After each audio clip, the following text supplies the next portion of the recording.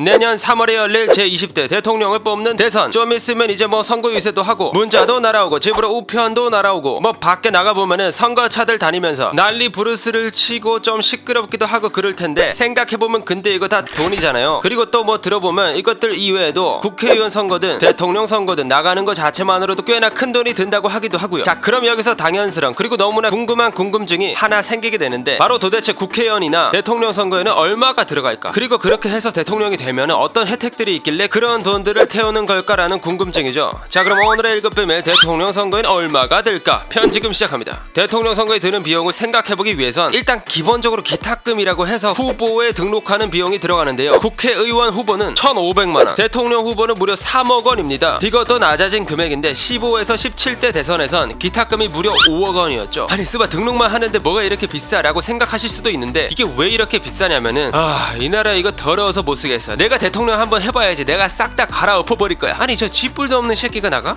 그럼 나도 해야지 이거. 이런 식으로 기탁금 자체가 없으면 너도 나도 대통령이나 국회의원 해보겠다고 나올 거고, 그럼 후보가 막 몇백 명, 몇천 명씩 생길 거 아니에요. 그런 혼동을 방지하고 원활하게 선거가 운영될 수 있도록 기탁금을 만들어 둔 것입니다. 그리고 국회의원이나 대통령 되려면 후보 등록만 하면 됩니까? 당연히 내가 이런 사람입니다. 이렇게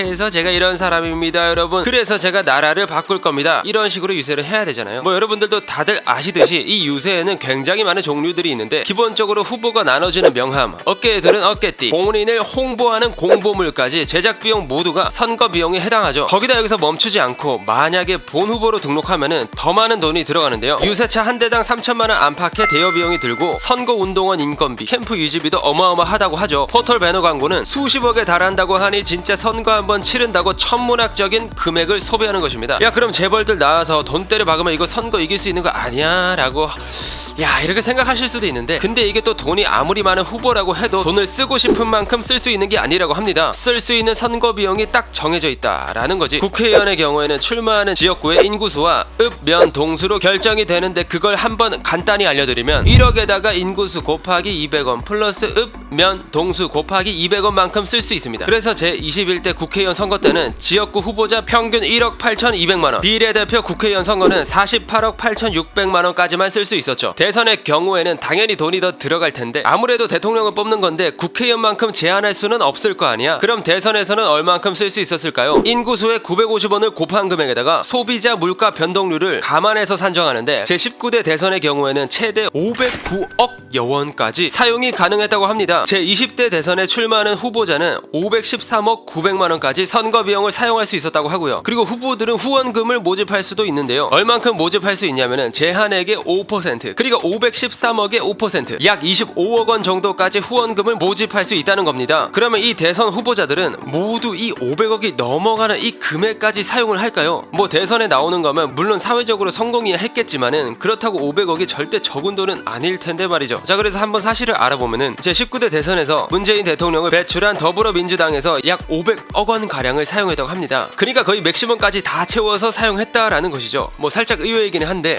자, 그럼 이 500억이라는 금액을 도대체 어디에 사용한 것일까요? 살펴보면 아까 앞에서 얘기 드렸듯이 뭐 명함, 어깨띠, 공보물은 물론 선거 사무원 인건비, 로고송 등등 많은 곳에 쓰였다고 합니다. 그중 가장 큰 비중을 차지하는 것이 바로 선거 운동원의 인건비인데, 인건비는 대체로 전체 선거 비용의 20에서 25%를 차지한다고 합니다. 그리고 인터넷 광고와 전화 홍보, 문자 메시지 발송 등에 드는 비용 역시 생각보다 많이 큰 편이라고 하죠. 더불어민주당 외에 자유한국당 홍준표 후보 측은 420억 원, 국민의당 안철수 후보 측은 약 460억을 지출했다고 한 것을 보면, 그래도 유력 후보들은 대부분 천문학적인 금액들을 사용하며 대선을 치른다는 것을 확인할 수 있는데요. 근데 사실 이 모든 비용을 대선 후보가 감당하는 것은 아닙니다. 선거에서 얼만큼 표를 받았냐에 따라 다시 돌려받는 제도가 있기 때문인데요. 당선되거나 15% 이상 득표하면은 전액을 반환받고, 10에서 15%만큼 득표하면은 50%를 돌려받습니다. 그럼 10% 미만은 어떻게 될까요? 뭐가 어떻게 돼? 아예 한 푼도 못 받는 거지. 야, 그럼 직전에 10% 못 넘을 것 같으면 사퇴하면 되는 거 아니야? 이럴까봐 사퇴를 해도 모든 선거 비용은 부담해야 한다고 하고요. 자, 그럼 이렇게 큰 리스크를 가진 대선인데 사람들은 왜 이렇게 대통령이 되려고 하는 걸까요? 일단 대통령이라고 하면은 대한민국을 대표하는 사람 사람인 거잖아요. 그러다 보니 여러 가지 특혜들이 많이 있습니다. 일단 뭐 주치의, 전속 요리사는 기본이고 스타일리스트의 헤어 디자이너, 그리고 이동수단까지 모든 걸 지원받죠. 뭐 솔직히 후보들 대부분이 이미 금전적으로 여유가 있는 사람들이기 때문에 이런 걸 하려고 대통령을 하는 건 아닐 가능성이 높습니다. 자, 그럼 대통령이 되고자 하는 가장 큰 이유는 무엇일까요? 일단 대통령이 되면 자신 마음대로 거의 모든 걸 할 수 있습니다. 임명권, 공무원 인사권이 있어서 장관, 총리 등을 직접 임명할 수 있죠. 직접적으로는 1,500명 정도, 간접적으로는 약 2,000명을 뽑을 수 있다고 합니다. 그러니까 자신이 하고 싶은 정책들을 마음대로 할 수 있는 굉장히 높은 가능성이 생긴다는 것이죠. 그리고 자신이 직접 법을 발의할 수도 있는데, 또 이와는 반대로 국회에서 제정한 법이 마음에 안 들면 법률안을 거부할 수도 있습니다. 저 대통령님, 이번 국회에서 새로 제정된 법입니다. 마음에 1도 안 드는데 야, 다 갈아엎어봐. 뭐 과장이 좀 있지만은 이런 식으로 빠꾸 시킬 수 있다는 거죠. 야, 그럼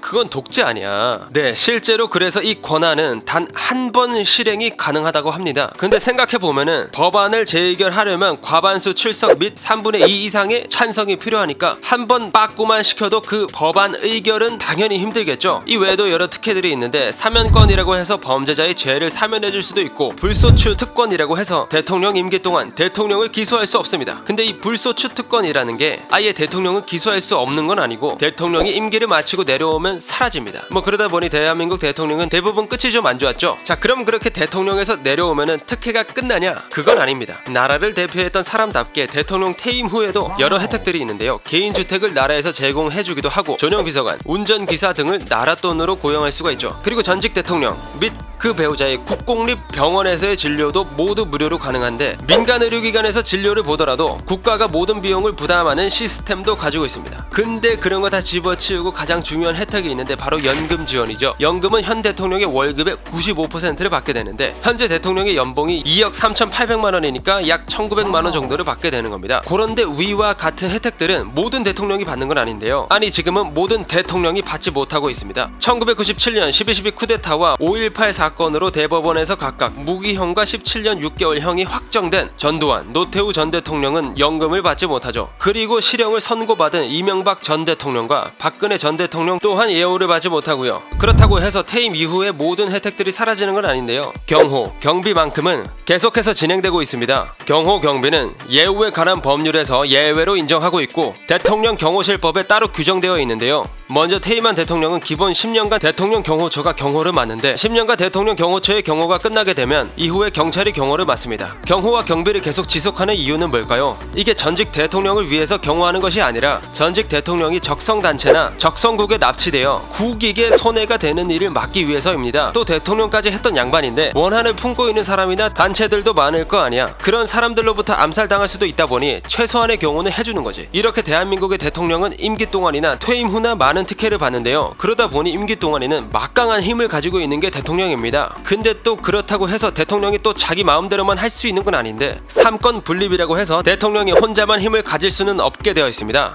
뭐 그런 부분들이 잘 지켜지고 있는지는 우리는 확인할 수 없지만 뭐 믿어야겠죠. 자, 그럼 앞으로는 퇴임 이후 대통령 예우를 받는 대통령이 부디 나오기를 바라며 오늘의 1급 비밀 마치도록 하겠습니다. 다음에 또 다른 진실만을 담은 서류 1급 비밀 파일 들고 찾아오도록 하겠습니다. 감사합니다.